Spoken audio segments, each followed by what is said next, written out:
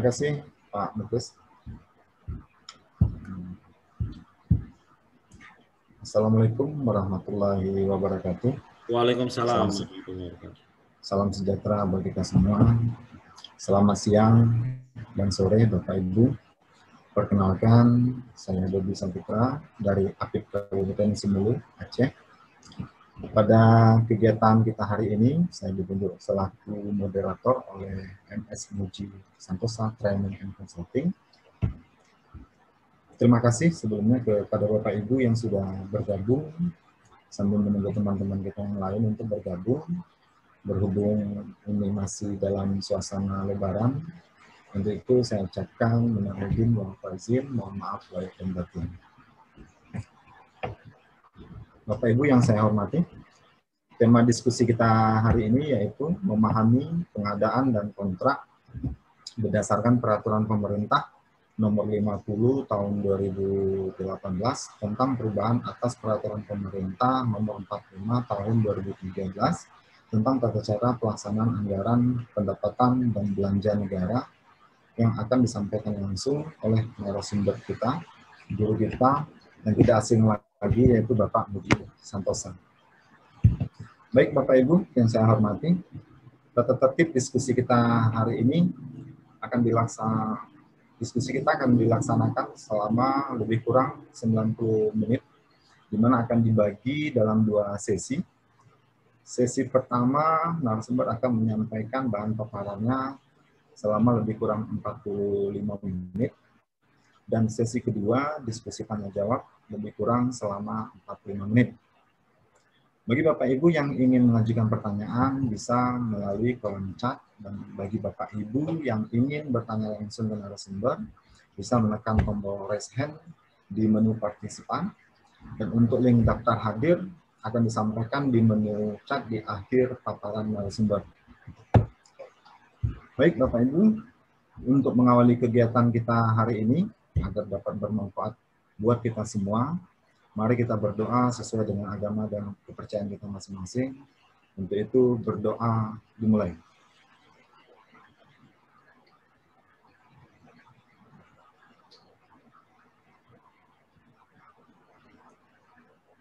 Doa selesai. Baik, kepada Bapak Muji Santosa, dipersilakan untuk menyampaikan paparan lebih kurang selama 45 menit. Waktu dan tempat kami persilakan dengan segala hormat.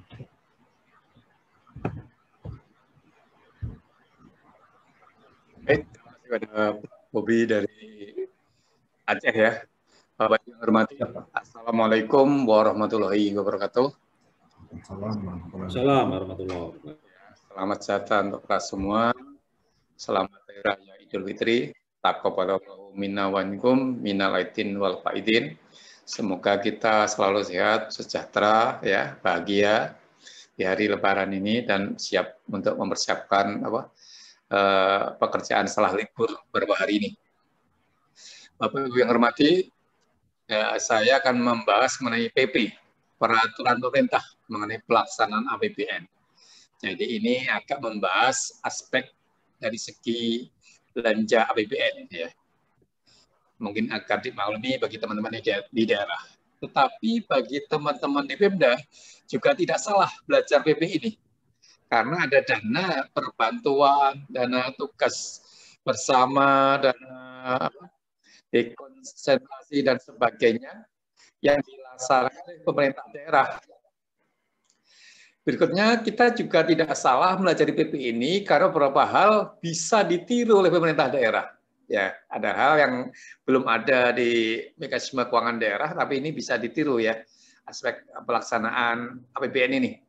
Ya, Bapak Ibu, saya selalu sering memakai latar belakang banyak lubang-lubang ini. Karena saya memahami ternyata pemahaman kita mengenai pengadaan kontrak keuangan dan sebagainya sering tidak sempurna. Ya, sering banyak lubang-lubangnya ini yang kita tidak lengkap memahaminya atau memahaminya dengan tafsir yang berbeda.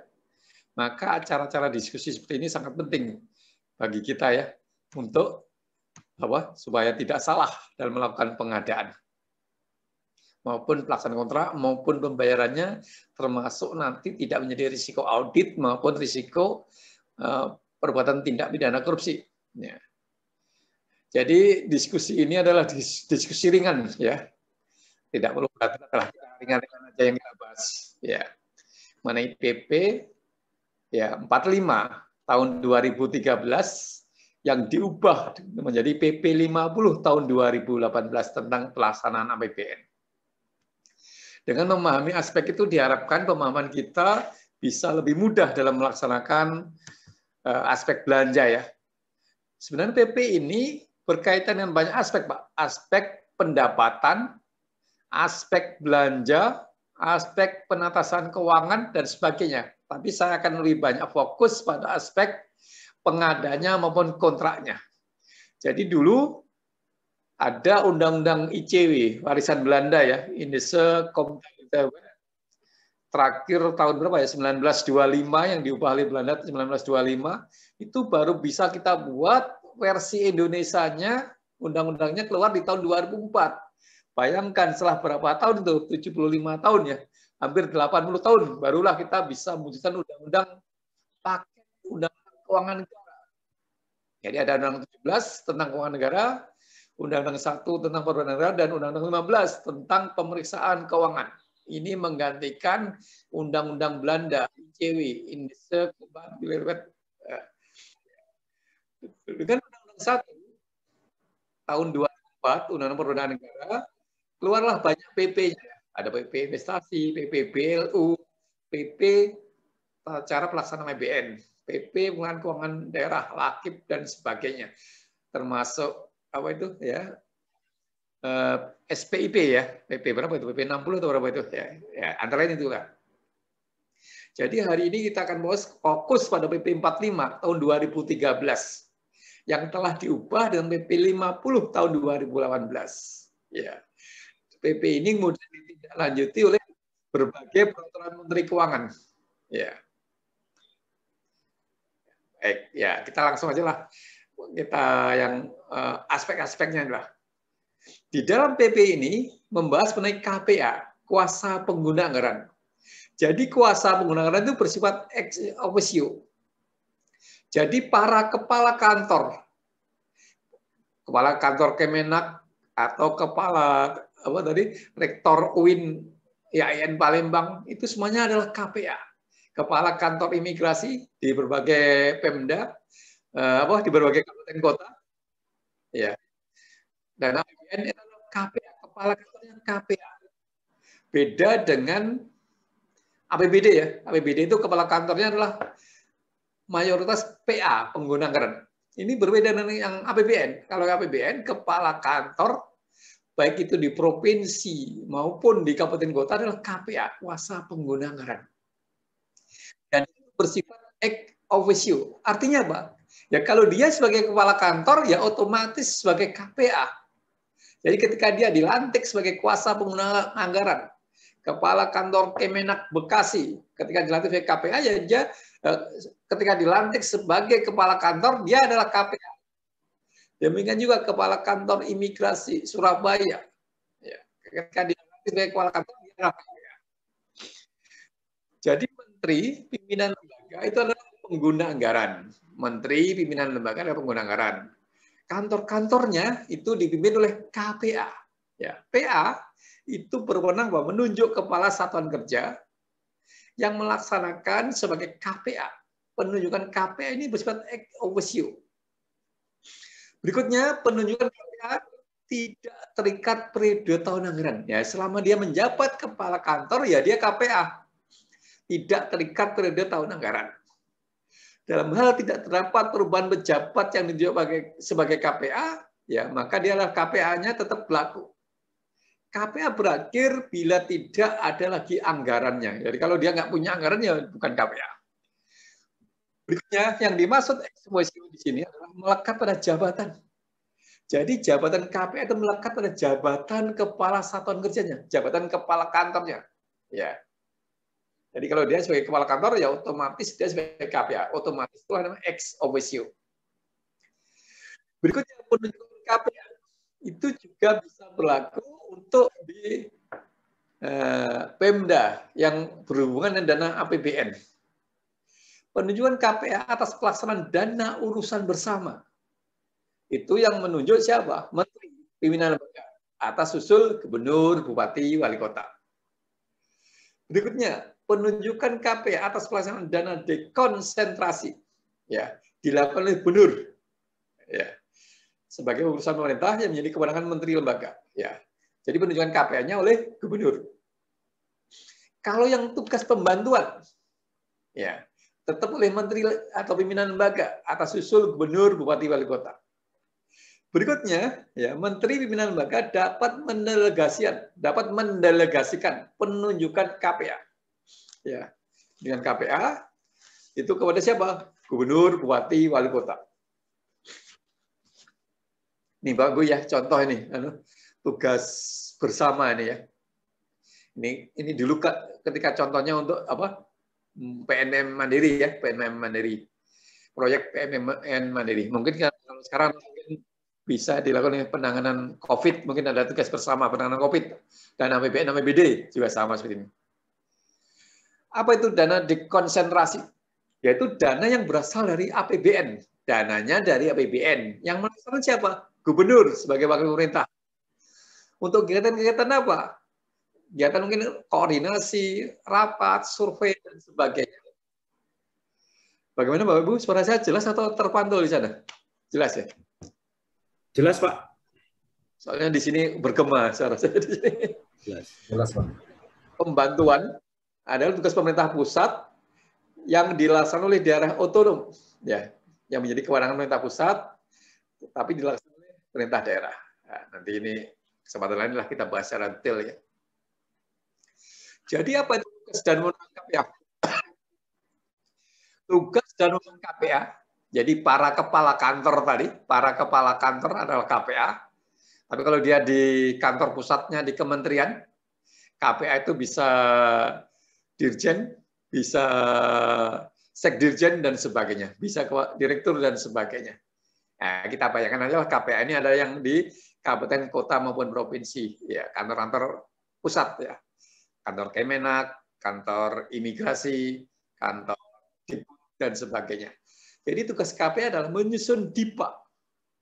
Berikutnya menetapkan PPK dan PPSPM. Jadi kepala kantor Kemenak jangan sampai di tasnya sibuk dengan kontrak-kontrak. Ya sudahlah, diserahkan pada kepala seksinya atau stafnya yang menjadi PPK. Nah, itu kalau di kantor APBN. Tapi kalau di kantornya Pemda, kepala dinas pendidikan itu adalah pengguna anggaran. Maka di sana dia bisa membuat KPA gitu ya. Itu harusnya setaranya gitu. Tugas KPA berikutnya, menetapkan pejabat yang terlibat dalam pelaksanaan kegiatan dan anggaran. Menetapkan rencana pelaksanaan kegiatan. Ya, ini yang E ini ya. Melakukan KPA itu melakukan tindakan yang mengakibatkan pengeluaran anggaran belanja negara. Jadi KPA bisa melakukan tindakan yang mengakibatkan pengeluaran anggaran belanja negara. Apa itu? Membuat SK, menandatangani kontrak, dan sebagainya. Berikutnya pengujian pembayaran dan seterusnya. Ya. Ini nanti bisa dibaca aja. Ya. KPA itu bisa juga sebagai KPA, bisa juga sebagai PPSPM. Ya. Dalam kondisi tertentu, jabatan PPK dan misalnya dapat dilakukan oleh KPA. Ya. KPA bertanggung jawab secara formal dan material atas pelaksanaan kegiatan yang berada dalam penguasaannya. Apa itu tanggung jawab formal? Ya. Yaitu tanggung jawab atas pelaksanaan tugas dan wewenang KPA. Ya. Tanggung jawab material, jadi ada formal dan material. Tanggung jawab material adalah tanggung jawab atas penggunaan anggaran dan output-nya.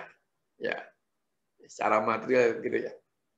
Jadi kalau formal adalah atas tanggung jawab secara prosedur ya. Kalau material adalah hasilnya apa gitu ya. Berikutnya ya, KPA tadi ya bisa juga dilimpahkan ya, dilaksanakan kewenangannya oleh PPK. Ya. Di suatu kantor PPK dapat lebih dari satu. Jadi contoh kantor Kemenak, PPK-nya bisa satu, bisa juga lebih dari satu. Berikutnya, penetapan PPK tidak terikat periode tahun anggaran. Jadi jabatan PPK itu selama-lamanya, sepanjang tidak diganti, sepanjang tidak pensiun, sepanjang tidak mutasi, sepanjang anggaran yang kelola juga masih ada. Ya, dalam hal tidak terdapat perubahan pejabat sebagai PK, maka ketika pergantian tahun, ya, penetapan PPK masih berlaku. Jabatan PPK tidak boleh dirangkap oleh PPSM dan bendahara. Tugas PPK apa? Hampir sama dengan KPA. Salah satunya membuat menandatangani perjanjian kontrak.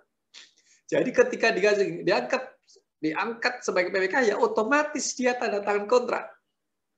Ketika dia diangkat sebagai PPK, ya otomatis tanda tangan kontrak. Ini agak sedikit perbedaan dengan Perpres kita, Perpres pengadaan, Perpres 16 tahun 2018. Di sana PPK harus dikasih surat, ya, kuasa surat untuk bisa menyewenang menandatangani kontrak. Ya, kalau menurut PP ini tidak. Siapa yang dinyatakan PPK, ya otomatis dia melaksanakan fungsi tanda tangan kontrak.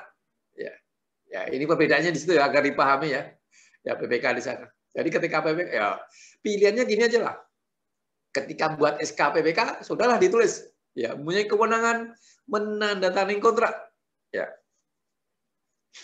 Berikutnya, PPK melaksanakan kegiatan swakelola, mengendalikan pelaksanaan kontrak dan sebagainya. Itu adalah tugas PPK. Ya. Banyak tugas-tugas dari PPK ya, menyimpan dan menjaga keutuhan dokumen, melaksanakan tugas lainnya dengan APBN. Ya. PPK di sini ya bertanggung jawab atas kebenaran material, ya, material dan formil. Ya, artinya berat ini sini PPK. Tanggung jawabnya secara material. Dia harus melihat outputnya benar nggak. Maka tanggung jawab tadi Bapak Ibu bisa dimitigasi. Dimitigasi bagaimana?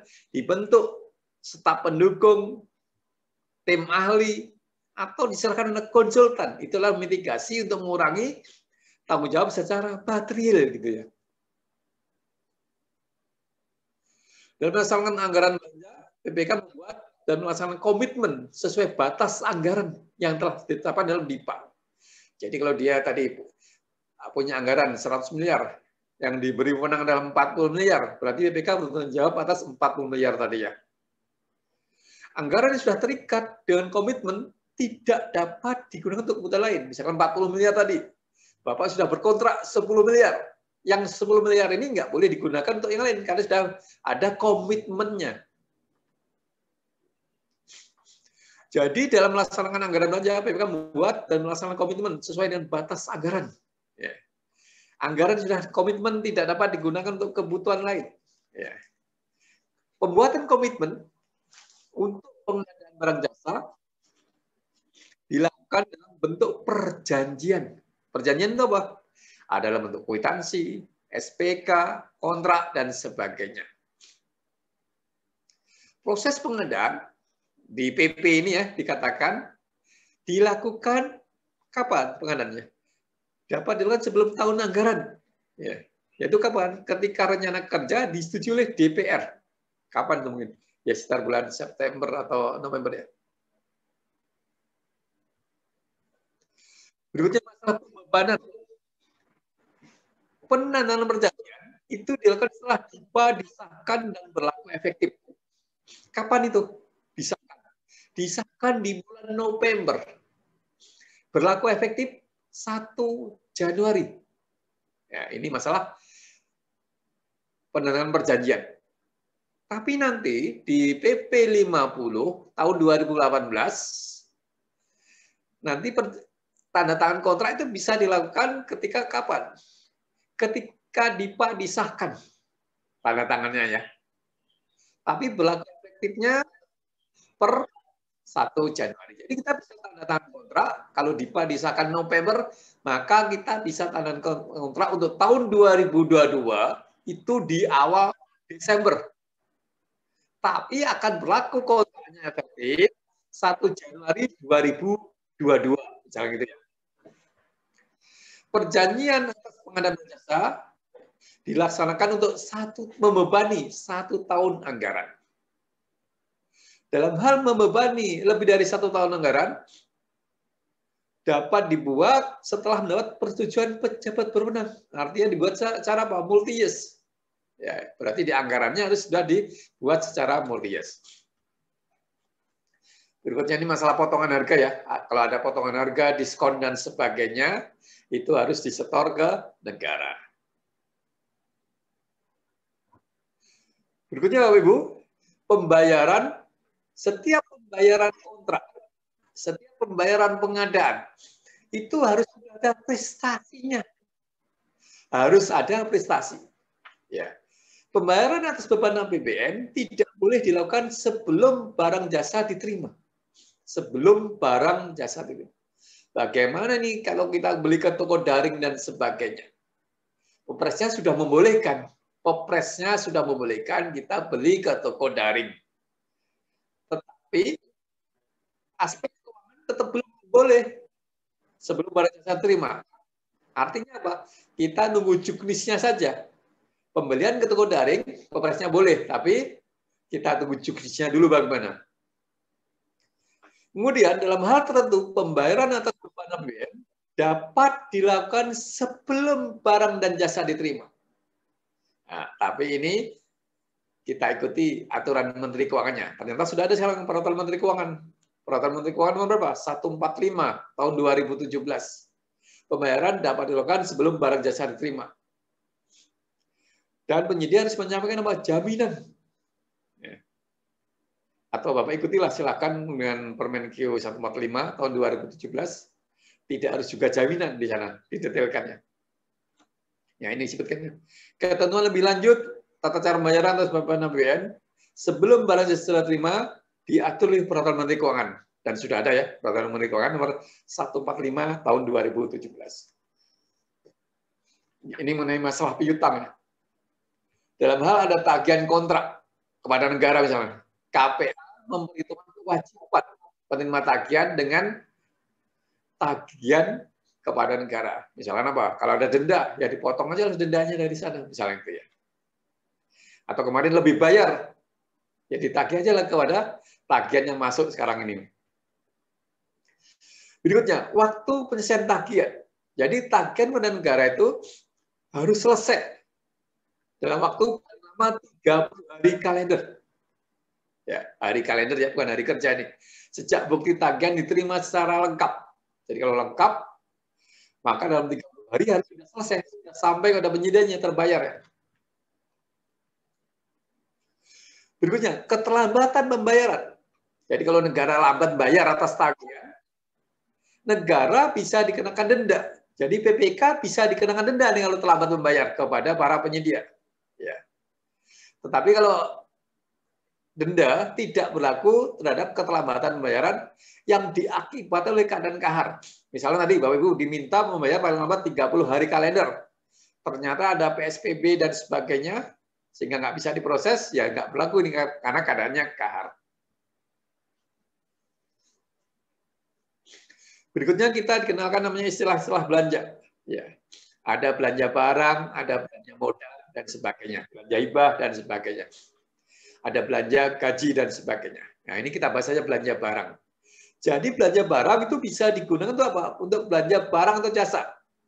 Misalkan kita beli ATK, itu masuk dalam belanja barang, bukan belanja modal ya. Belanja pemeliharaan, belanja perjalanan dinas. Ya. Jadi belanja barang itu apa? Belanja kantor sehari-hari. Pekerjaannya bersifat non-fisik. Apa itu? Membayar jasa internet. Ya, itu namanya belanja barang. Ya. Barang habis pakai. Ya. Belanja pemeliharaan dan belanja modal. Dalam mempertahankan aset tetap dan aset lainnya, maka disediakan alokasi belanja pemeliharaan agar asetnya masih bernilai sama, tidak turun nilainya. Ya, di sini juga dibahas mengenai aset tetap dan aset tidak tetap. Aset tetap adalah memberi manfaat lebih dari 1 tahun, memenuhi batasan minimal kapitalisasi. Ya, dipergunakan untuk kegiatan operasional dan untuk kepentingan umum. Ya. Berikutnya Pak, keterlanjuran pembayaran. Jadi sangat mungkin kita tuh membayar itu berlebih. Ya. Setelah kita hitung, wah ini lebih ini pembayaran. Jadi pembayaran atas tagihan kepada negara yang dilakukan oleh pihak yang tidak berhak atau dibayarkan melebihi haknya merupakan keterlanjuran bayaran. Yang bayaran itu harus disetorkan kembali pada rekening kas negara. Jadi kalau di sini dimaknai sebagai proses administrasi, ya kalau berarti keterlanjuran pembayaran yang bukan merupakan sengajaan dan sebagainya. Jadi kalau kita nggak paham ini, kita akan dibawa-bawa sebagai proses tindak pidana korupsi. Wah itu dibayar lebih, prestasinya cuma 94 kok dibayar 100. Ya, misalkan itu. Itu pembayaran atau apa? Nah, mungkin kemarin BPK-nya tidak meneliti ya, volume dan sebagainya. Atau sudah meneliti tapi nggak cermat dan sebagainya. Nah ini dimaknai sebagai keterlanjuran pembayaran. Jadi sepanjang tidak ada mens rea, tidak ada aliran dana masuk ke kita, ya kita harus menegaskan hal ini sebagai keterlanjuran pembayaran. Bapak Ibu, ya ini skemanya ya. Kalau tadi kalau diskemakan seperti ini.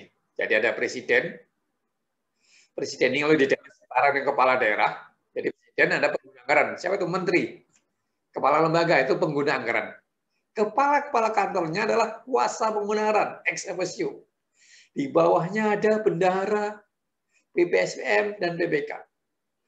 Presiden tadi ya di Kementerian Keuangan ada namanya BUN, Bendahara Umum Negara.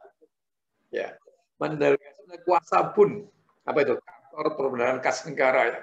Ya, mereka lah yang mentransfer ke bendahara BPSPM untuk membayar. Jadi penyusunan DIPA kalau lihat skema ini Bapak Ibu ya, dokumen anggaran ya. Pertama ya di bulan Oktober pemberitahuan Menteri Keuangan kepada Kementerian Lembaga untuk menyampaikan DIPA. Terus Kementerian Keuangan di bulan ini November menyusun rincian APBN bersama DPR. Kemudian di akhir November menyampaikan dan mengesahkan DIPA. Jadi sekarang cenderung di bulan November ini sudah ada DIPA-nya. Bahkan sudah didistribusikan di akhir November. Ya, ini distribusi DIPA. Sudah di November. Maka di akhir November ini, kalau kita terima DIPA di akhir November, maka kita sudah bisa tanda tangan kontrak. Sudah boleh tanda tangan kontrak. Cuman kontraknya bersyarat. Kontraknya bersyarat. Baru berlaku efektif kapan? Nanti per 1 Januari. Karena 1 Januari libur ya nantilah tanggal 2 Januari lah. Begitu biasanya. Ya, jadi kita pahami kontrak boleh ditandatangani ketika DIPA diterima. Kapan itu? Ya, di awal-awal Desember atau akhir November. Tapi kontrak itu berlaku efektif kapan? Nanti per 1 Januari atau 2 Januari gitu. Berikutnya Bapak Ibu, prinsip pembayaran ya itu adalah apa? Prinsip pembayaran adalah secara LS, langsung. Langsung maksudnya apa? Ya langsung dari maaf ya ini apa nih? Pendapatan ini bukan kan. Ini kita nggak bahas pendapatan, kita bahas mengenai belanja ya. Ya. Ya ini KPA ya, pelaksanaan komitmen pengadaan jasa, perjanjian prestasi, penagihan SPP. Ya. Jadi ada prestasi pekerjaan dari kontraktor atau penyedia. Penyedia menagih, PPK-nya buat SPP, PPK buat SPP, surat permintaan pembayaran. Kemudian diuji ya secara wet guide, secara pragmatic guide, berdasarkan aturannya dan berdasarkan pembebanannya. Kemudian dibuat surat perintah membayar, surat perintah membayar oleh BPSPM. Kemudian dibawa ke KPPN, diuji, terus dibayar, ditransfer ke rekeningnya. Nah, itu cara garis besarnya begitu ya. Jadi PPK itu punya ya, kewenangan untuk membuat perjanjian perikatan. Juga PPK bisa buat namanya surat keputusan. Surat keputusan apa? Untuk menjadi langsung misalkan. Ini berarti surat keputusan perorangan. Jadi kalau ada suratnya dari PPK, ya, maka bisa dibayarlah yang bersangkutan. Atau SK pembentukan tim, pembayaran tim, maka bisa dibayarlah tim-tim tadi, honor tim. Bisa juga perjanjian. apa itu kontrak, SPK, bukti. Ya, ini adalah kewenangan dari PPK. Jadi kalau PPK tidak diberi kuasa untuk membuat surat keputusan, perjanjian dan sebagainya, ya namanya bukan PPK.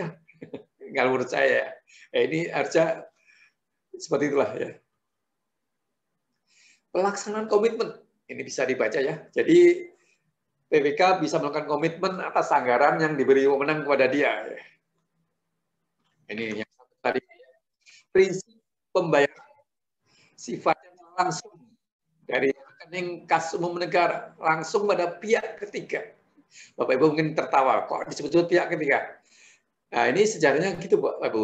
Ya, di Kementerian Keuangan dulu, kalau ya PA atau PPK itu dengan tim tadi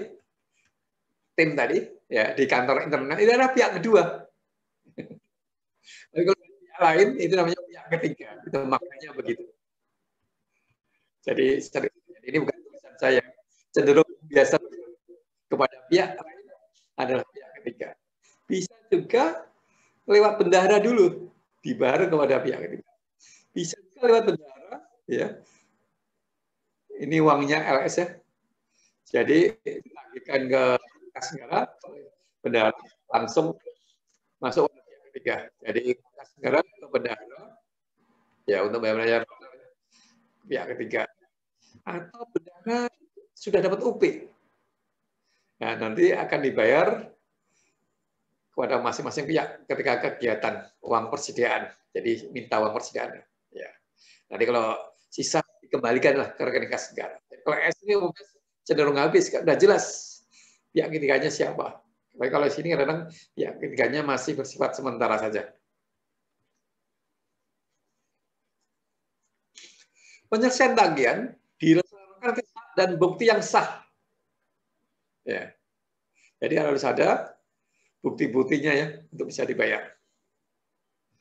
Nanti Bapak Ibu baca ya, ini banyak soalnya. Ini juga ya. Nah, berikutnya Ibu keluar ya PP 50 ya, PP 50 tahun 2018. PP 50. Apa saja yang berbeda di sini? Nanti kita lihat ya. PP 50 tahun 2018. Jadi PP ini berharap ada percepatan pelaksanaan anggaran, modernisasi pelaksanaan anggaran, perbaikan tata kelola pelaksanaan APBN. Maka keluar PP 50 tahun 2018. Di sana dikatakan percepatan. Penandatanganan kontrak sebelum tanda anggaran dimulai kapan? Ketika DIPA disahkan. Tidak perlu efektif. Ya, kalau PP 45 kan efektif dulu kan, kalau sini tidak. Ketika disahkan bisa tanda tangan kontrak. Berikutnya, untuk uang persediaan itu nggak usah pegang uang lah. Ya kalau semua kantor pegang uang, misalkan pegang uang 100 juta, kantornya ada berapa? Mungkin ada 1000 kali 100 juta, berarti ada uang 100 berapa itu? Ya, 1000 kali 100 juta, mungkin ada uang 10 miliar atau berapa yang menganggur. Uangnya dari masing-masing berangkasnya bendahara. Nah, gitu kan jadi uang edel untuk mencari uang sebanyak itu. Ya itu kalau 100 juta, bagaimana kalau 100 miliar? Bagaimana kalau 1 triliun? Ternyata 1 triliun itu uangnya menganggur di para bendahara. Ya, maka ditempuhlah, nggak usah nyimpen uang. Pegang aja kartu kredit. Ya, dengan demikian negara nggak punya perlu stok uang banyak. Ya, pegang aja kartu kredit. Jadi PPK sekarang boleh memegang kartu kredit yang boleh dibelanjakan sampai dengan 50 juta tanpa PPN, tanpa PPH. Jadi kalau pegang kartu kredit, malah enak kita. Nggak ada PPN, PPH kalau yang transaksinya sampai dengan 50 juta. Materi perubahannya banyak ya. Nah ini contohnya ya. Pendanaan kontrak dapat dimulai sebelum DIPA disahkan. Ya. Pendanaan kontrak dapat dilakukan sebelum tahun anggaran. Dimulai setelah DIPA disahkan. Apa itu? Ya, akhir November lah atau awal Desember tadi. Namun berlaku efektif ketika Pak DIPA-nya efektif. Kapan itu? Ya, Januari lah, 1 Januari atau 2 Januari. Jadi Juni sampai Oktober kita bisa membuat RUP dan persiapan proses pengadaan. Ya, jadi pengadaan untuk tahun Juni 2022, untuk pengadaan tahun anggaran Januari 2022 atau tahun anggaran 2022 itu sudah bisa dimulai di bulan Juni ini. Ya, Juni bulan depan ya. Bulan depan itu kita sudah bisa mulai menampilkan RUP, bisa juga mulai proses pengadaan. Terus nanti di bulan November anggaran disetujui oleh DPR, ya. Bahkan lebih cepat kadang di awal November, maka di akhir November atau awal Desember kita sudah boleh tanda tangan kontrak. Maka nanti ketika awal Januari ya kontrak sudah berlaku efektif. Ya, jangan di sini di Januari nunggu SK PPK-nya siapa, SK Pokja-nya siapa, baru pengadaan di bulan Februari, kontrak mungkin Maret atau April, udah hilang 4 bulan. Ya, dengan ini harusnya cepat ini. BSM saya lewati aja. Ini kartu kredit ya, untuk mengurangi uang persediaan, jadi kita pegang kartu aja lah, bukan nyimpan uang. Ya. Berikutnya, PP ini meminta agar ada pengembangan kompetensi KPA, PPK, PPSM. Jadi Kementerian Keuangan sudah melakukan pembinaan kompetensi PPK. Ya. Terus, nah ini daluarsa atau expired daluarsa tagihan negara adalah 5 tahun. 5 tahun ya di sini ya. Jadi kalau nggak tertagih di tahun 2021, nggak usah ke pengadilan lah. Tahun depan ya diselesaikan aja lah dengan inspektorat dan sebagainya. Ini mungkin sudah disinggung juga ya di PP 77 tahun 2020 ya. Permendagri 77, Permendagri 77. Di sana boleh pembayaran utang. Cuman nggak disebut kedaluarsa utang ya. Ini mungkin bisa jadi rujukan mungkin ya untuk teman-teman Pemda. Jadi hak daluarsanya penyedia itu 5 tahun. Tapi seandainya ya tahun depan dia nggak nagih, bukan nggak nagih, tidak terbayar, sudah nagih tapi belum terbayar juga. Aduh Pak, ini ada COVID, ada refocusing, anggarannya nggak tersedia. Ya maka dihitung lagi 5 tahun sejak tagihannya kedaluarsa menjadi bertambah lagi gitu. Berikutnya mengenai jaminan pembayaran, ditambahkan lagi unsur dari apa? LPEI, Lembaga Biaya Ekspor Indonesia. Tidak harus dari bank atau asuransi, bisa juga dari LPEI ini maksudnya ya, jaminan. Berikutnya sisa pagu, sisa anggaran. Jadi seandainya ada anggaran tahun 2021 ini, Bapak Ibu nggak habis, ya berarti nggak bisa dibawa ke tahun 2022. Tidak bisa dibawa ke tahun anggaran 2022. Ya. Itu saja ya, mungkin saya sampaikan. Ya, mungkin sampai di sini kita bisa bahas, bisa diskusi secara pelan-pelan yang mungkin masalah Bapak Ibu. Ya. Baik, Pak Bobi, silakan kita buka diskusi aja. Baik, terima kasih Pak Muji atas paparan yang disampaikan. Mudah-mudahan bermanfaat buat kita semua. Baik Bapak Ibu yang saya hormati, kita masuk dalam sesi kedua yaitu diskusi atau tanya jawab lebih kurang selama 45 menit. Mungkin ini ada pertanyaan Pak Muji dari Bapak Alvin Pulungan. Izin bertanya Pak Muji, bagaimana untuk pengadaan barang dan jasa dengan sumber dana DAK? Apakah permasalahan PA, KPA, atau PPK-nya mengacu kepada kegiatan APBN ini atau sama dengan APBD? Gitu Pak Muji. Kalau itu spesialisnya Pak Muklis nih. PPK ini masa 15 tahun yang lalu nih. Terulang lagi nih. Pak Muklis saja lah, silakan. Ya Pak Muji. Silakan Pak Muklis. Masalah PPK nih Pak Muji. Apakah sama dengan APBD atau dengan APBN terkait dengan dana DAK? Nah, silakan Pak Muklis. Dana DAK itu kan masuk ke dalam anggaran APBD. APBD kan, Iya. Mas Bobi ya. Iya, betul Pak. Nah, jadi kan pembayarannya nanti kan di BPKAD ya. Iya, betul. Ya, jadi mekanismenya yang mengikuti ketentuan APBD. Gitu. Iya. Ya, mungkin itu aja sih Pak Muji. Karena dana dak berarti kan itu dimasukkan ke dalam anggaran APBD. Jadi bukan anggaran APBN. Itu Pak Muji. Ya, oke. Silakan. Baik, Mungkin Pak. Ini ada yang sudah resen dari teman-teman kita. Yang pertama itu ada dari Pak Rudi Kurniawan. Silakan Pak Rudi Kurniawan untuk menyampaikan pertanyaannya langsung kepada Pak Muji.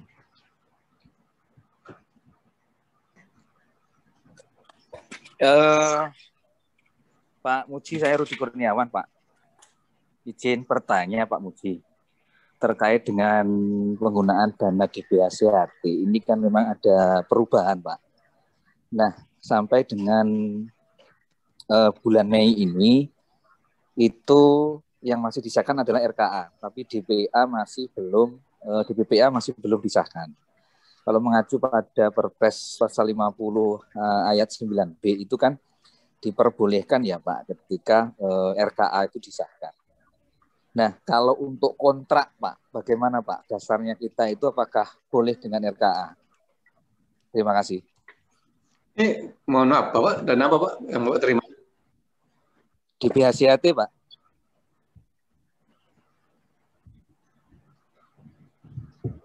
Ini dana dak ya? Bukan Pak, cukai Pak, cukai. Oh, dana bagi hasil. Cukai, Pak. Ya, Dana bagi hasil, DBHCAT. Ya, bagi hasil juga pertanyaannya. Mohon pertanyaan dia apa Pak pertanyaannya? Ya, untuk dana bagi hasil ini sampai dengan bulan Mei ini kan di BPA masih belum disahkan Pak. Tetapi untuk RKA sudah disahkan.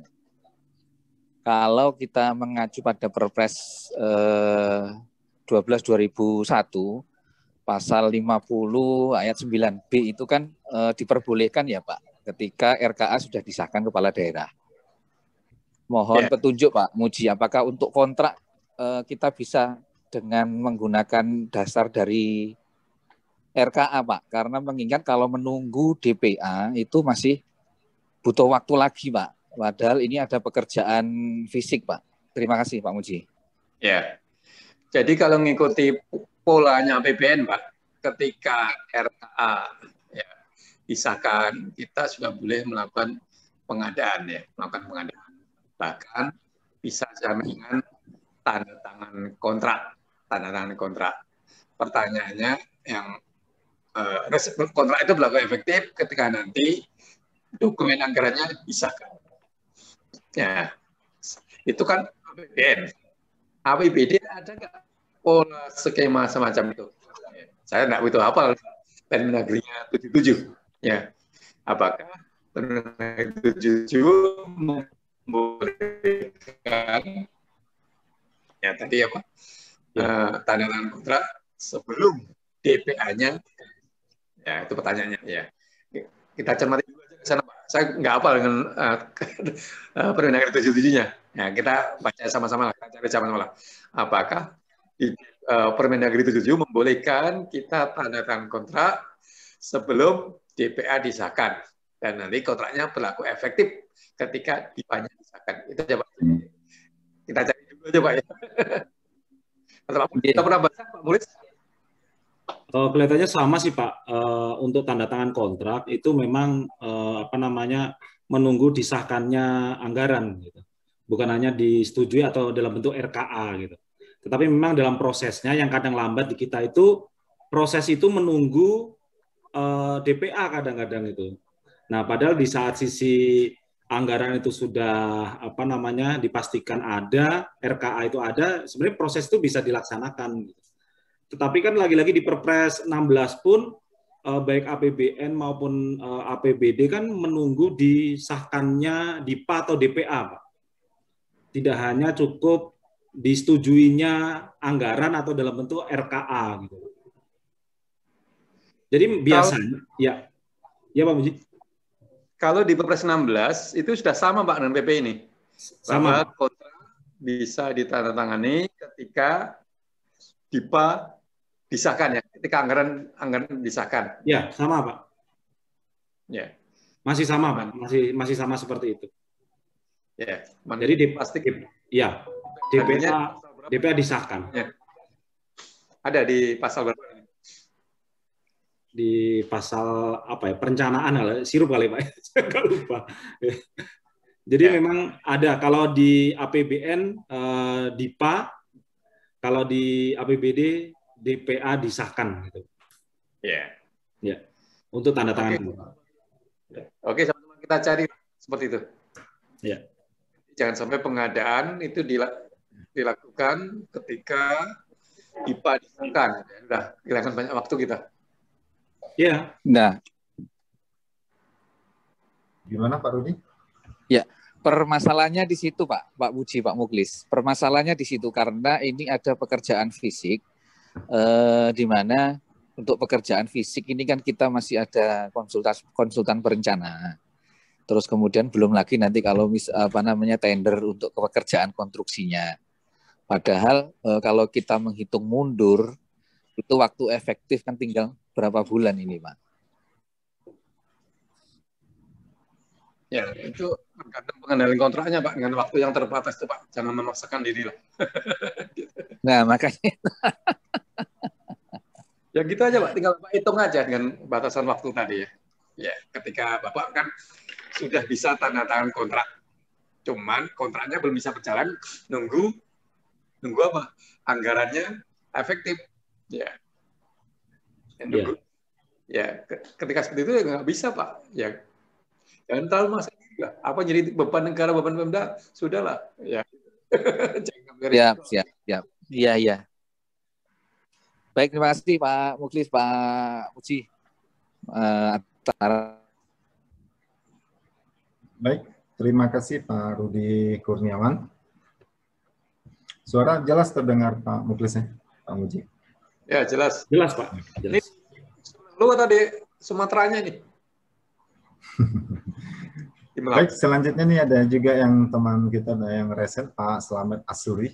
Silakan bergabung Pak Slamet Asuri. Oke, sebelumnya Assalamualaikum warahmatullahi wabarakatuh. Minal izin wal faizin semuanya, Pak Muji, Pak Muklis, Pak Bobi, dan teman-teman semuanya. Saya Slamet Asuri dari Rumah Sakit Daerah Bogor, Pak. Jadi tadi terkait yang disampaikan sama Pak Muji terkait tender untuk pra-DPA, Pak. Jadi sebelum pra-DPA disahkan, biasanya kan di tahun sebelumnya kita sudah melakukan tender. Jadi sampaikan kita bisa melaksanakan kontrak bersyarat. Saya punya pengalaman Pak terkait tender pra-DPA untuk pekerjaan pengawas. Nah, di dalam pekerjaan tender tersebut kami sudah memperhitungkan persentase untuk pengawas terhadap konstruksi, di mana di anggaran awal kami sudah dapat nilai sekian terhadap nilai fisiknya, jadi sudah ditentukan. Kemudian kami tenderkan sampai berjalannya waktu, kemudian pas disahkan DPA di bulan Januari akhir, kami anggaran dinaikkan Pak, di up.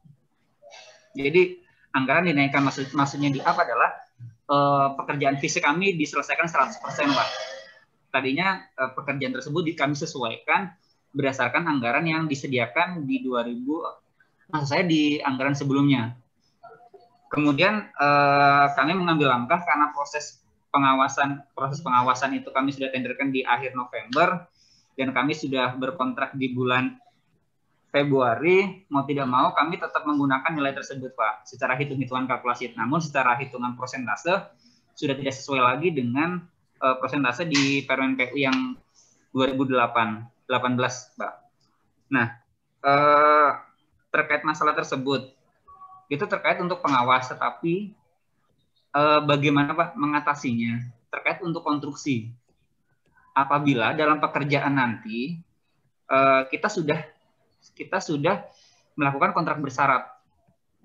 Nah, yang dikhawatirkan adalah Kalau mungkin kalau anggaran dinaikkan mungkin itu lebih fleksibel, lebih gampang. Tapi ketika kami anggaran diturunkan, nah itu seperti apa, Pak? Untuk memastikannya. Jadi kita mengatur strategi seperti apa. Kemudian yang kedua, ketika kita sudah kontrak bersyarat, apakah kita dapat melakukan persiapan konstruksi? Sebagai contoh adalah persiapan pembuatan pagar dan lain sebagainya, persiapan terus melakukan sounding boring ulang dan lain sebagainya, Pak. Seperti itu. Terima kasih Pak Muji. Ya, terima kasih Pak Asruri. Yang saya sampaikan tadi ya, mengenai kontrak bersyarat, ini dalam PP ini maupun Kepresnya tidak menyebut sebagai kontrak bersyarat, Pak. Itu hanya penjelasan saya saja. Jadi penjelasan saya, model seperti ini namanya kontrak bersyarat. Ya. Kontrak sudah ditandatangani di akhir November atau awal Desember, tapi akan berlaku per 1 Januari. Ya, itu menurut logika saya adalah kontrak bersyarat. Secara tekstual tidak disebut, Pak ya. Secara tekstual tidak disebut dalam PP ini maupun dalam Kepresnya, namanya bersyarat. Bersyarat tadi adalah versi penjelasan saya. Karena Pak, bersyaratnya Pak, akan berlaku efektif per 1 Januari. Ya. Bapak contohkan tadi adalah konsultan pengawas. Ya, bersyarat ya. Konsultan pengawas kan kontraknya kan bukan lamsam, Pak. Kontraknya adalah waktu penugasan. Waktu penugasan. Kalau ruang lingkupnya ya, berkurang, ya berarti kontraknya nanti akan berkurang realisasinya. Misalkan kontraknya 300 juta. Kontraknya 300 juta, tapi ruang lingkupnya ternyata dikurangi fisiknya, sehingga fisiknya lebih cepat. Ternyata nanti yang nggak terbayar 300 juta, Pak, hanya terbayar 190 juta. Dan pekerjaannya selesai. Ya dibayar 190 juta. Atau mungkin cerita Bapak tadi bertambah dananya. 300 juta tadi. Ya maka bisalah batasannya 330 juta. Atau lebih, ternyata ruang lingkupnya melebihi 330 juta.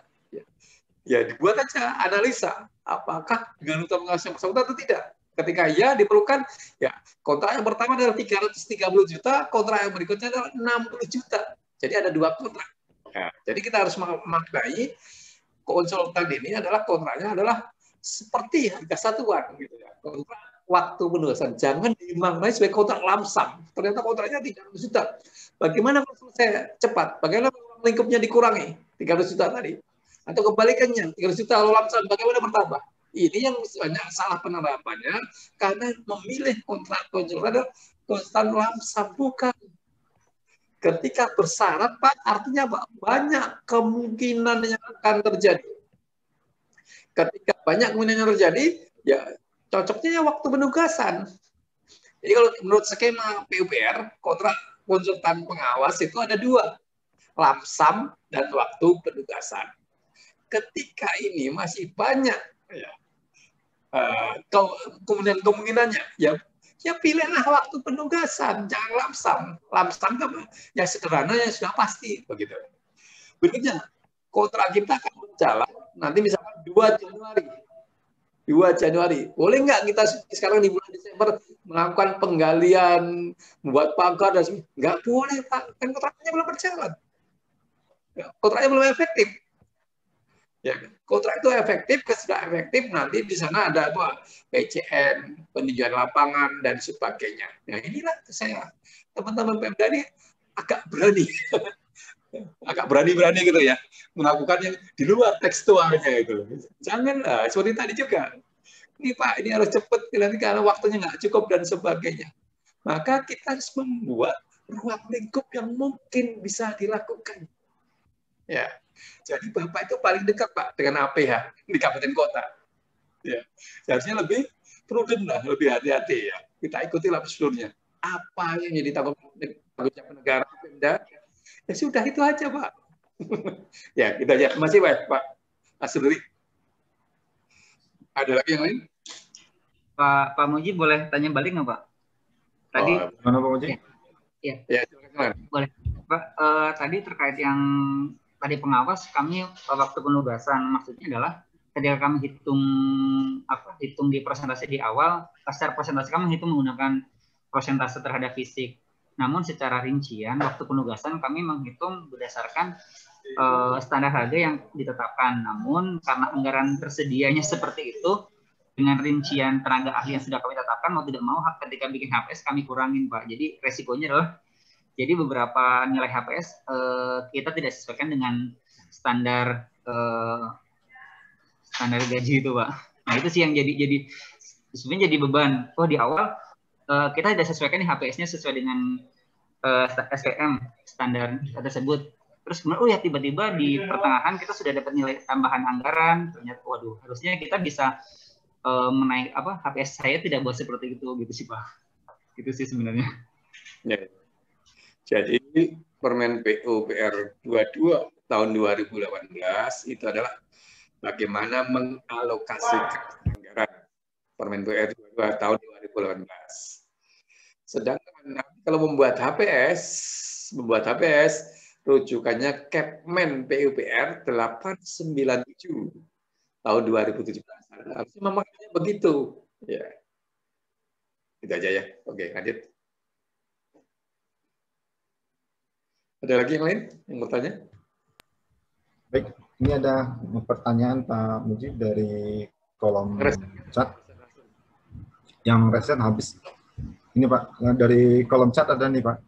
Oh, iya. Dari Bapak Iskandar.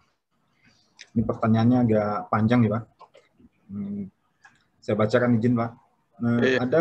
Ada kegiatan paket pekerjaan konstruksi tahun 2020 senilai 27 miliar. Setelah diperiksa oleh konsultan pengawas bersama PPK 100%. Kemudian setelah diaudit oleh APIP, ternyata ditemukan kelebihan pembayaran sebesar 782 juta. Apakah penyedia wajib mengembalikan kelebihan tersebut, sementara penyedia keberatan mengembalikan karena sudah dinyatakan 100% oleh konsultan dan sudah serah terima? Terima kasih. Ini mungkin lebih ke Bang Suhendra nih Pak. Selaku APIP ini Pak. Silakan Bang Muji. Ya, ini kalau disebutkan dalam PP ini kan ada namanya keterlanjuran pembayaran.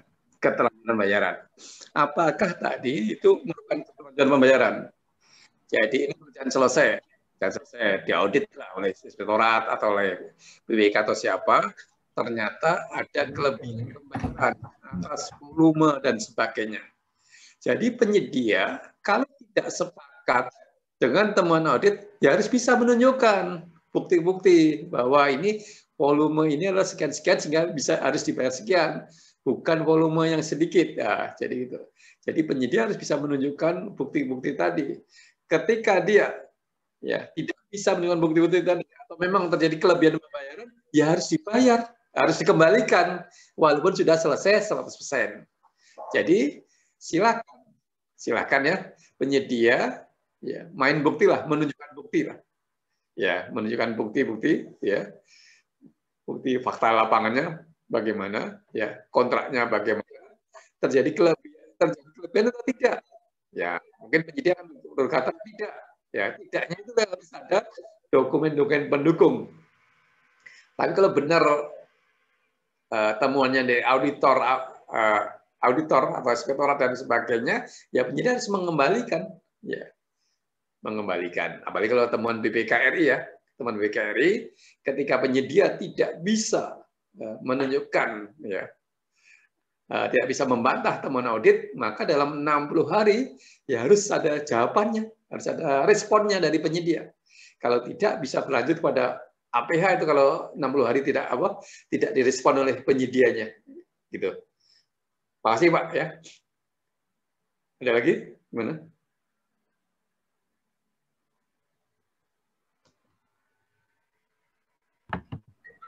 Ada resen dari Cak Mustafa nih Pak. Gimana nih Pak? Diberikan kesempatan atau tidak nih Pak? Silakan Cak Mus. Oke, siap Mas Bobi. Makasih. Sebelumnya minal aidin wal faizin, mohon maaf lahir batin untuk semuanya nggih, terutama Suhu, Pak Muji dan Pak Muflis. Pertanyaan saya satu aja Pak Muji. Sebagaimana kita ketahui untuk jasa konstruksi sudah diatur di Kepmen PUPR 897 tahun 2017.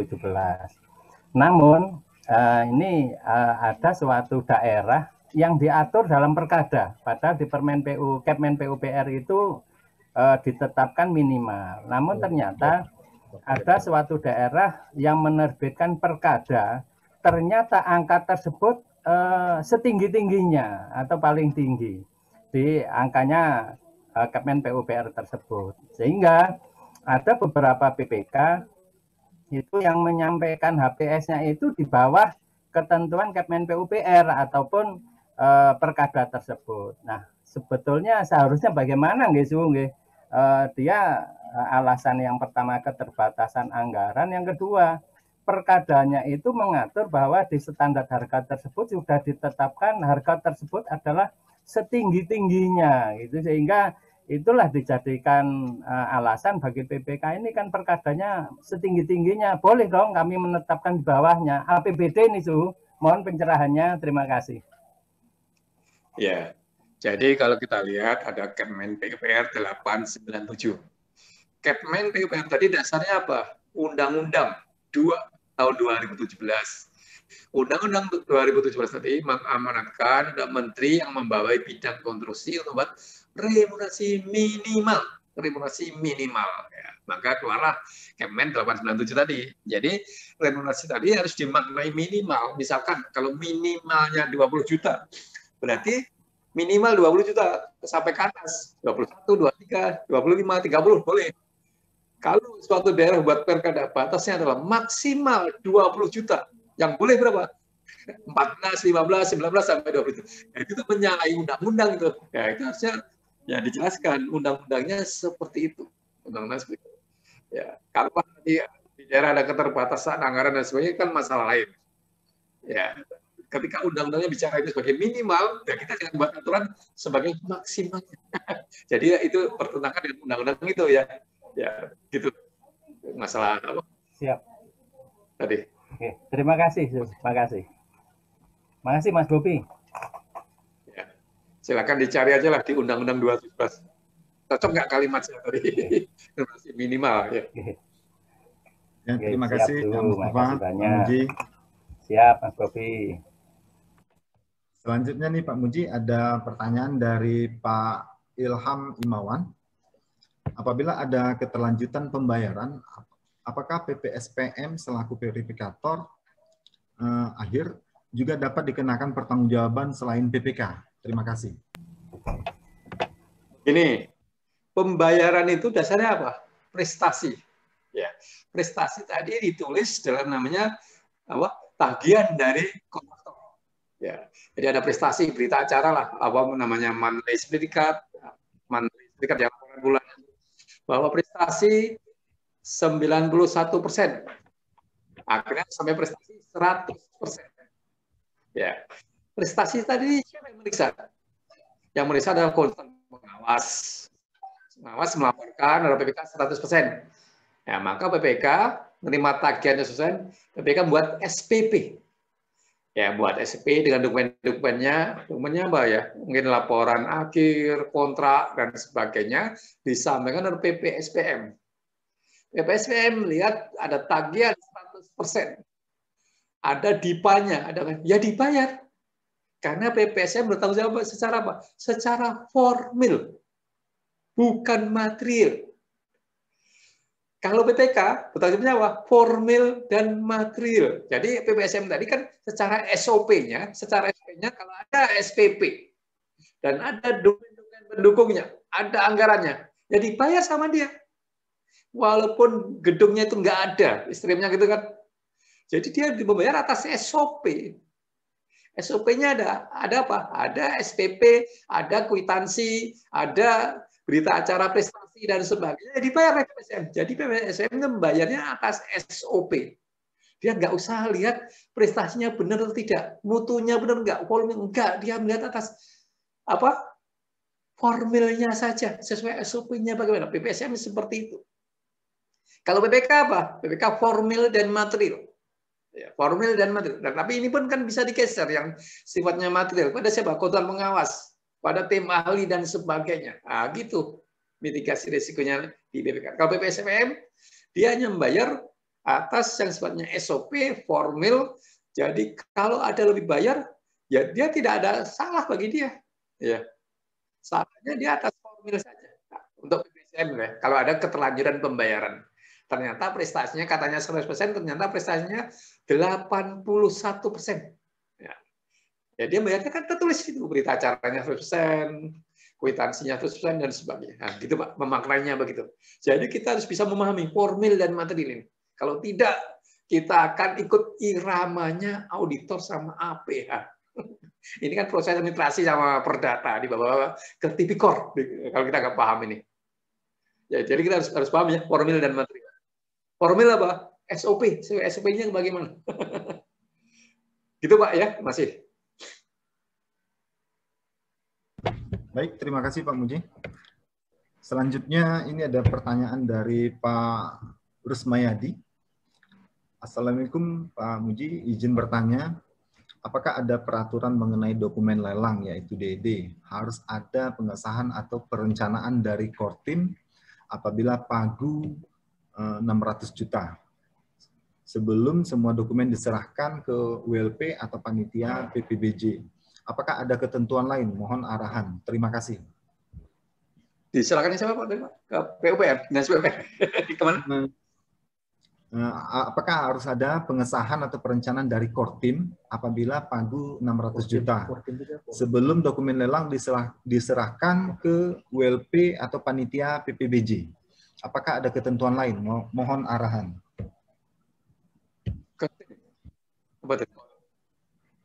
Atau langsung kita panggil aja Pak Rusmayadi, silakan bergabung Pak di silakan bergabung ya. Silakan Pak, sudah bergabung. Ya. Silakan Pak Rusmayadi. Ya. Sampaikan Selamat siang Pak Muji. Siang Pak. Assalamualaikum. Waalaikumsalam. Gini Pak kan, kebetulan kami ada kasus Pak kan mengenai kegiatan kami tahun 2021 ini Pak kan belum terrealisasi lagi Pak. Kebentur masalah proses DED. Sementara pihak dari panitia meminta harus ada pengesahan dari Kortim Pak. Berarti harus ada perencanaan dari Kortim. Sementara kami di sini, ya Pak. Kortim itu apa? Kortim itu konsultan perencana Pak. Konsultan perencana Pak. DED itu kan produknya bukan perencana. Iya Pak. Terus? Jadi sementara sampai sekarang belum terbentuk lagi adanya Kortim di dinas Pak gitu. Masih Pak. Jadi saya itu nggak paham Pak, ya Bapak maksud Kortim apa? DED itu kan produk dari konsultan perencana. Ya, produk dari perencana yang diterima oleh BPK. Ya. Kalau BPK-nya ngerti secara aspek teknis, aspek konstruksi, ya dia bisa mereview Pak produknya dari konsultan perencana tadi. Tapi kalau BPK-nya nggak kompeten, nggak punya waktu, DED tadi perlulah direview. Ya, direview oleh siapa? Ya, bisa juga oleh konsultan MK-nya atau oleh tim yang dibentuk oleh BPK. Ya, secara aturan tidak ada Pak. Yang saya katakan ini, secara aturannya DED harus direview oleh BPK, harus direview oleh nggak ada. Tapi saya bicara mengenai manajemen pekerjaannya bagus saja Pak. Jadi kalau menurut saya, DED yang dihasilkan oleh konsultan itu agar direview oleh BPK atau oleh konsultan yang lain atau oleh tim. Nah, itu pendapat saya Pak ya. Kalau cara aturannya saya baca nggak ada. Ya, bahwa DED itu harus disahkan oleh siapa? Tim. Jadi DED itu hasil dari konsultan tadi, ya, akan diberikan ada PPK, selesai di sana. Ya. Tapi di sini kan nggak ada check and balance-nya. Maka menurut saya perlulah direview oleh PPK, tim atau konsultan yang lain. Pengawas atau konsultan apa. Begitu Pak ya. Oke, makasih Pak Muji. Assalamualaikum. Ya.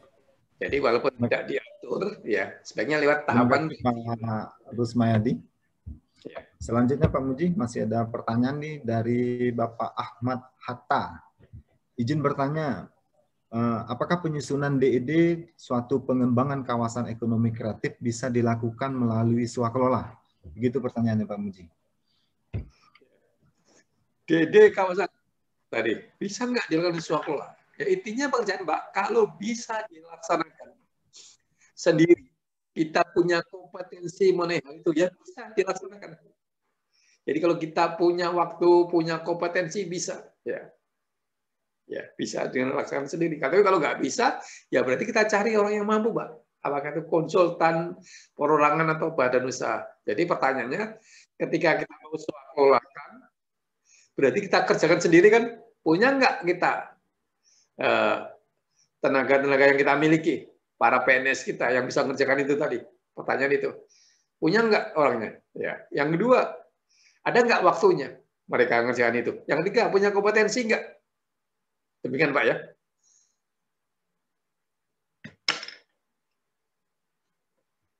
Oke. Baik, terima kasih Pak Muji, Bapak Ibu yang kami hormati. Mungkin ada yang masih mengajukan pertanyaan, silakan Bapak Ibu.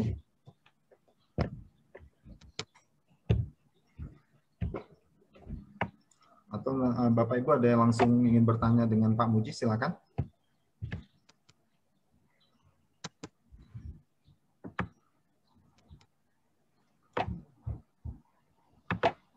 Ini ada Pak dari Pak Nyoman Astawa nih. Ini dari Resen ada nih Pak, dari Pak Rudi Irwandi Pak. Oh iya, silakan. Nah, silakan Pak Rudi Irwandi bergabung Pak.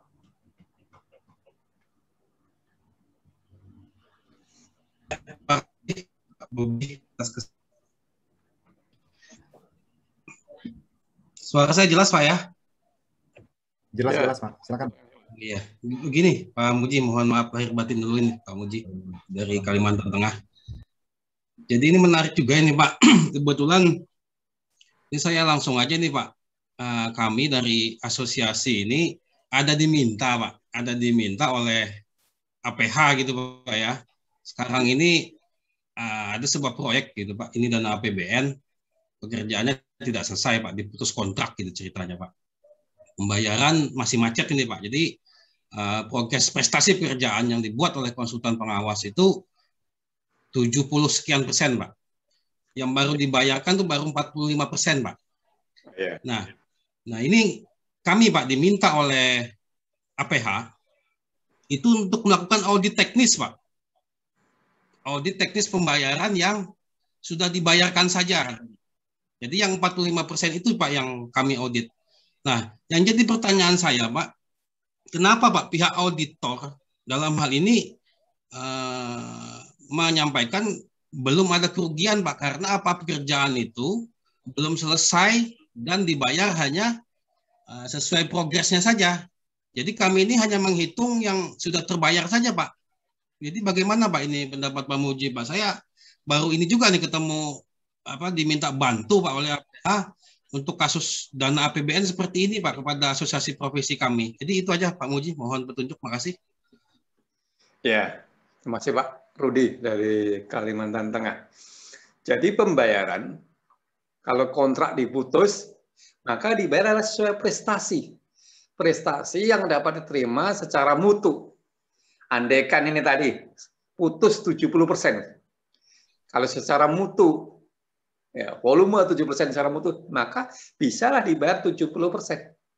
Ya, gitu ya. Jadi, kalau kontrak diputus, ya penyedia nggak boleh dizalimin. Ya, kontraktor nggak boleh dizalimin. Kalau memang dia prestasi 70%, ya dibayarlah 70%. Ya. Asal cocok sesuai volume dan sesuai mutunya. Berikutnya, yang terbayar ini kan 45%. Ya, ini malah belum terima semuanya dia, yang 45%. Ketika Bapak diminta oleh APH mengaudit, benar nggak volume dan mutu? Volume dan mutu 45%, ya silakan Pak. Bagi aparat negara tadi, melihat 45% itu ada terlebih bayar nggak? Ternyata sekarang 45%, jangan-jangan ya. Itu adalah hanya prestasinya 30% saja. Yang 15% nggak memenuhi mutunya, misalnya gitu ya.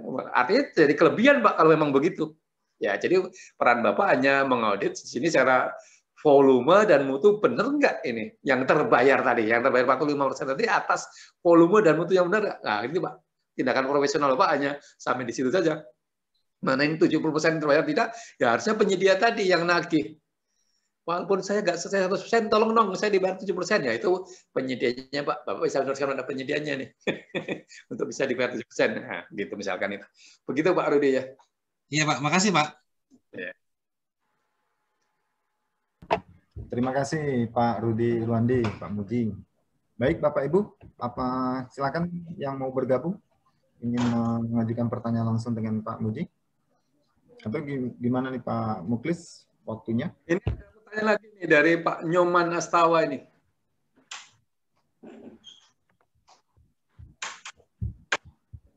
Pak Nyoman bisa langsung aja Pak Nyoman Astawa. Silakan bergabung Pak Nyoman.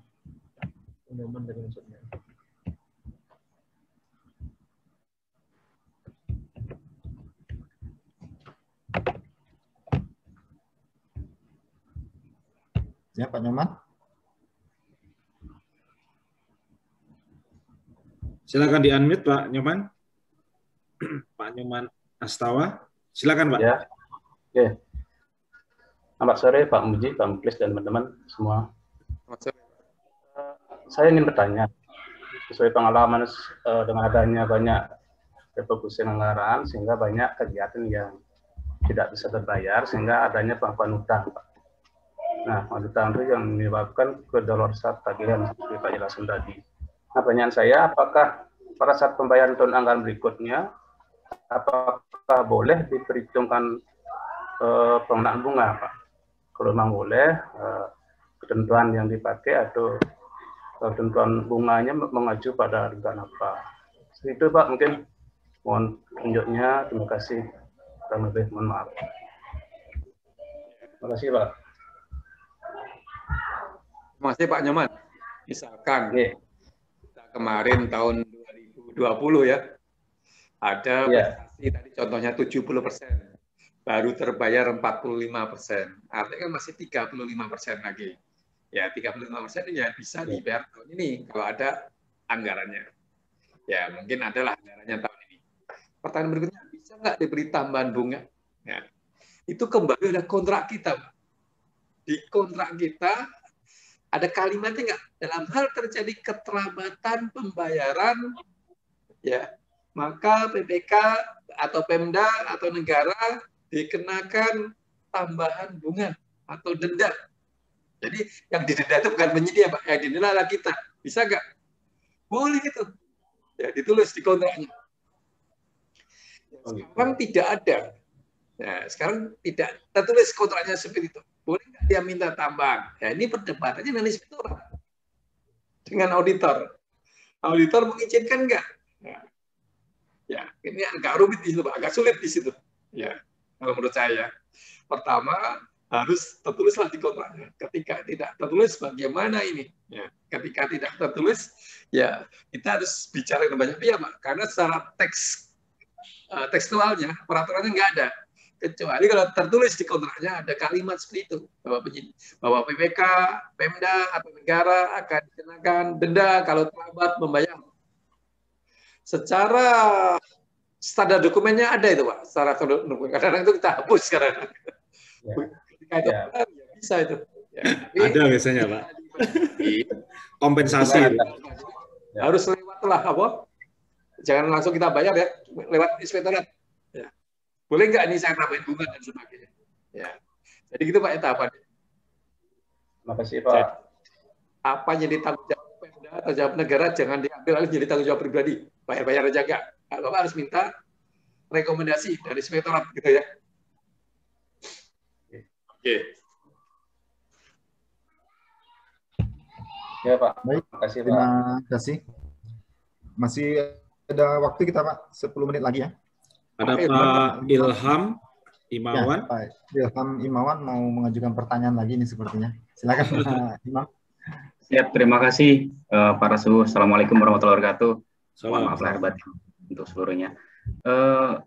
Mohon izin Pak Muji, pertanyaan saya terkait dengan biasa pengenaan denda itu dalam klausul ada yang menyebutkan standarnya kan nilai kontrak atau sebagian gitu ya di ESS syarat-syarat umum kontraknya. Namun kebanyakan ketika ada keterlambatan yang digunakan adalah pengenaan denda terhadap bagian. Nah, pertanyaan saya yang dimaksud dengan bagian dari kontrak itu yang seperti apa? Karena ini seringkali menjadi perdebatan yang dimaksud dengan bagian kontrak itu yang apa? Itu yang pertama, Pak. Terus yang kedua, ada pengalaman terkait sengketa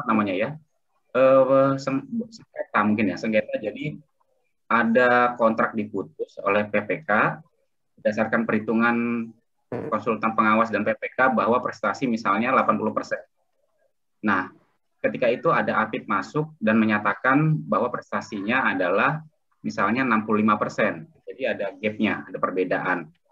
Disebutkan bahwa berdasarkan laporan hasil auditnya, kalau nggak salah ADTT, bahwa perhitungan 65% itu tidak memperhitungkan terhadap material on-site.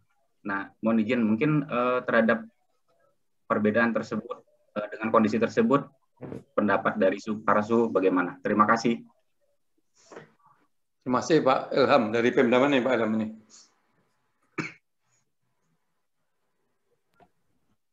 Dari Pemda mana Pak Ilham? Di Kementerian Perhubungan, Pak. Kementerian Perhubungan. Terima kasih Pak Ilham. Jadi yang Pak Ilham tanyakan mungkin adalah pekerjaan-pekerjaan konstruksi. Menurut saya pekerjaan konstruksi itu harusnya dendanya itu dari nilai kontrak. Dari nilai kontrak harusnya ke sana dari nilai kontrak, ya, bukan dari bagian kontrak. Tetapi kalau mau dibuat dari bagian kontrak, maka di rancangan kontraknya sudah disebutkan bahwa denda adalah dari bagian kontrak. Bagian kontrak itu apa? Yang mana? Ya itu harus jelas Pak. Bagian-bagian yang bisa berfungsi. Jadi kalau Bapak bangun pelabuhan, di sana ada dermaganya, di sana ada rumahnya, terus di sana ada apalagi gitu ya. Ya, jadi ada dua bagian dermaga sama bagian kantornya.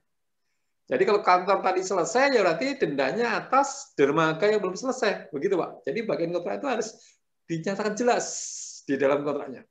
Jadi saran saya, kalau kerjaan konstruksi, Bapak kalau mau meresmikan tadi pelabuhan nanti kan harus selesai dermaganya sama kantornya. Ya harusnya dari nilai kontrak. Ya, ketika serah terimanya harus semua, dendanya harusnya dari nilai kontrak, bukan dari bagian kontrak. Kecuali bangun 3 kantor gitu ya, di pelabuhan itu bangun 3 kantor. Satu kantornya, gedungnya bisa diserah terimakan, maka dendanya itu namanya denda parsial atas masing-masing gedung. Gitu ya. Oke, itu yang pertama itu ya. Bahwa kerjaan konstruksi harusnya dari nilai kontrak. Karena Anda melakukan serah terima nanti, persemiannya kan atas semuanya, persemiannya bukan atas gedung. Harus dermaganya belum selesai kan belum bisa diresmikan. Harusnya dari nilai kontrak. Kedua, kalau mau dari bagian kontrak itu harus sudah tertulis jelas di dalam rancangan kontraknya atas masing-masing yang bisa berfungsi. Ya, maka di PUPR yang dikenal namanya denda parsial itu, denda parsial. Parsialnya ada jelas. Berikutnya, ketika suatu kontrak ya diputus atau apa tadi 70%, ternyata diperiksa sama inspektor atau siapapun bahwa itu, harusnya ini 55%. Ya, 70% ternyata menurut auditor 55%. Kenapa ada 15%? Ternyata itu ada namanya material on-site, material on-site. Ya. Tertulis nggak dalam kontraknya bahwa material on-site bisa dibayar. Kalau tidak tertulis dalam kontraknya, ya berarti benar auditor tadi yang dibayar hanya 55% karena di kontraknya tidak disebut material on-site. Kecuali kalau di kontraknya disebut juga. Kecuali kalau kontraknya disebut material on-site, maka ya bisa dibayar. Material on-site itu bisa dibayar kalau tertulis dalam kontraknya. Material on-site bisa dibayar kalau sudah tertulis dalam kontrak. Jadi dalam perancangan kontraknya. Bukan mengadendum kontrak ya. Ini kontraknya nggak ada, harus kita adendum, nggak boleh. Itu. Jadi sudah tertulis dalam rancangan kontrak mengenai material on-site. Ya, bahwa barang-barang ini mungkin untuk barang-barang pelabuhan tadi ada misalkan pompa air atau apa, nilainya misalkan 1,5 miliar karena barangnya belum terpasang, 1,5 miliar ya, belum terpasang, misalkan bisa dibayar 600 juta. Pompa air, ada alat apalagi sehingga nilainya menjadi 70% tadi. Ya, gitu Pak ya, Pak Ilham Iwan.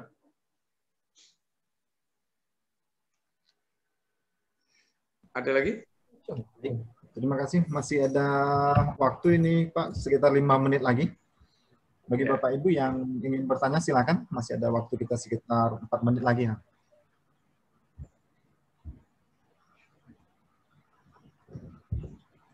Ya, Bapak Ibu.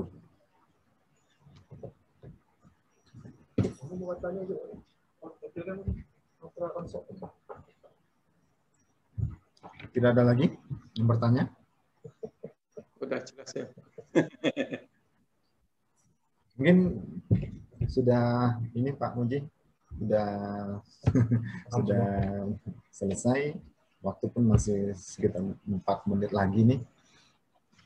Ya, mungkin ya udah. Atau mungkin ada teman-teman mungkin masih mengganjal, silakan, masih ada waktu kita atau gimana? Baik, mungkin udah cukup ya untuk mengawali setelah ini Hari Raya Idul Fitri. Bapak Ibu, ya, Silakan. banyak belum sempat kita pelajari ya.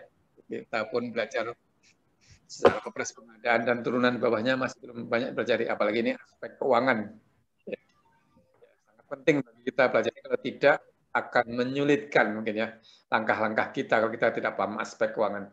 Jadi pertemuan kita ini membahas yang hal sederhana, yaitu PP tentang pelaksanaan BPN, yaitu PP 50 tahun 2018. Mudah-mudahan ini memberi pemahaman kita ya, meningkatkan pemahaman kita sehingga kita memudahkan dalam pelaksanaan tugas sehari-hari kita. Sukses, tidak ada permasalahan. Demikian saya ucapkan terima kasih kepada Pak Bobi, Pak Mulis, Bapak Ibu semuanya yang hadir dalam acara pertemuan kita ini. Semoga bermanfaat. Wassalamualaikum warahmatullahi wabarakatuh. Waalaikumsalam warahmatullahi wabarakatuh. Terima kasih Pak Muji, terima kasih Bapak Ibu semua yang telah berhadir pada acara kegiatan hari ini. Saya selaku moderator mengucapkan terima kasih bagi Bapak Ibu yang belum mengisi daftar hadir atau link postes, silakan mengisi.